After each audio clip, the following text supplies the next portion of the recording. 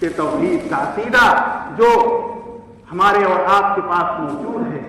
جو پاکیزہ عقیدہ ہے، جو اس بات کی دعوت دیتا ہے کہ ایک خدا کی عبادت کرو،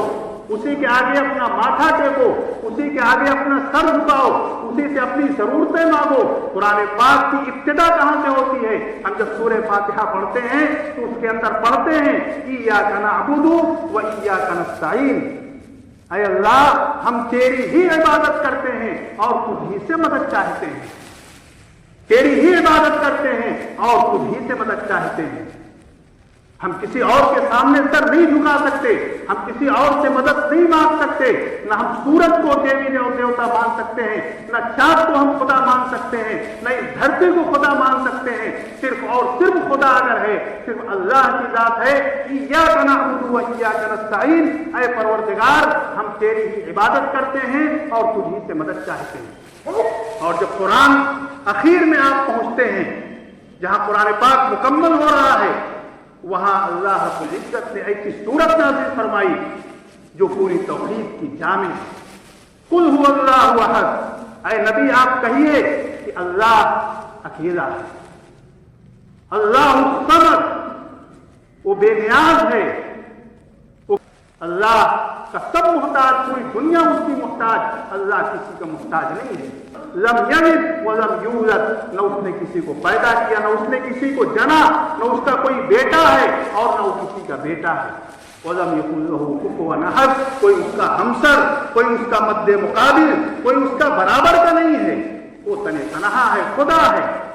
نہ اس کی طاقت میں کوئی اس کا شریک ہے، نہ اس کے علم میں کوئی اس کا شریک ہے، نہ اس کے تصرف میں کوئی اس کا شریک ہے، وہ ہر چیز میں تنہا ہے۔ میرے بھائیوں، یہ توحید کا عقیدہ جو ہم نے کلمہ پڑھا ہے، کلمہ طیبہ لا الہ الا اللہ، اس کلمہ طیبہ کا مطلب یہی ہے، اور اسی بنیاد پر ہم مسلمان ہیں، اور اسی بنیاد پر ہمیں آخرت میں نجات ملنی ہے۔ آخرت کے اندر جو نجات کا دار و مدار ہے وہ اسی کلمے پر ہے۔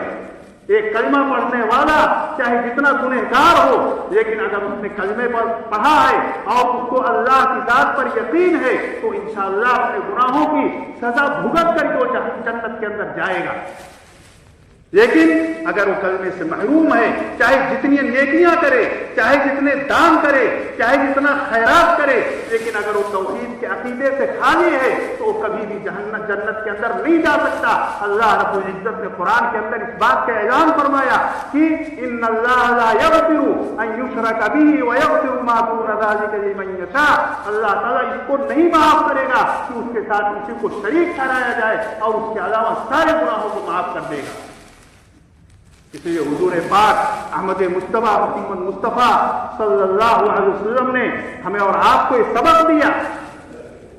لا تشرک باللہ، اللہ کے ساتھ کسی کو شریک نہ ٹھہرانا، اللہ کے ساتھ کسی کو شریک نہ ٹھہرانا۔ وَإِن قُتِلْتَ أَوْ حُرِّقْتَ، اگر سے تمہیں جلا دیا جائے یا تمہاری بوٹی بوٹی اور تمہارے ٹکڑے ٹکڑے کر دیے جائیں، لیکن اللہ کے ساتھ کبھی کسی کو شریک نہ ٹھہرانا۔ میرے بھائیوں، یہ جو ہمیں عقیدہ اللہ رب العزت نے دیا ہے، اور حضور پاک صلی اللہ علیہ وسلم نے ہمیں جو توحید کی تعلیم دی ہے، ہمیں اس توحید کی تعلیم پر خود بھی قائم رہنا ہے، اور اس توحید کی تعلیم پر ہمیں اپنی نسلوں کو بھی قائم کرنا ہے، اپنے سماج کو بھی قائم کرنا ہے، اور ہر وقت ہوشیار رہنا ہے کہ کہیں ہمارے اندر شرک تو نہیں آ رہا ہے، کہیں ہماری توحید کمزور تو نہیں ہو رہی ہے، اللہ رب العزت کے بارے میں کہیں ہمارے عقیدے کے اندر کوئی کمزوری تو نہیں آ رہی ہے۔